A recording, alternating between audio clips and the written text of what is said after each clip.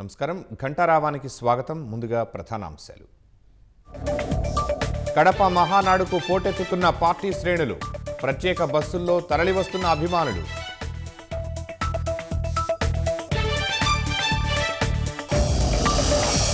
June 1 నుంచి ration దుకాణాల్లోనే నిత్యావసరాలు, అందరికీ సరుకులు అందేలా ఏర్పాట్లకు మనోహర్ ఆదేశాలు.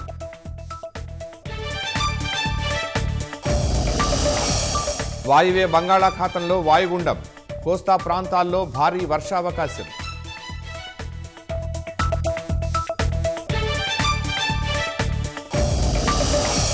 బీఆర్ఎస్ను గంపగుత్తగా బీజేపీకి అప్పగించాలన్న ప్రయత్నం జరుగుతోందన్న కవిత. కుటుంబానికి పార్టీకి దూరం చేసే కుట్ర జరుగుతోందని విమర్శ. ఐరన్ బీమ్ను యుద్ధంలో పరీక్షించిన ఇజ్రాయెల్, డజన్ల కొద్దీ ప్రత్యర్థి డ్రోన్లను ధ్వంసం చేసిన లేజర్ కాంతిపుంజం.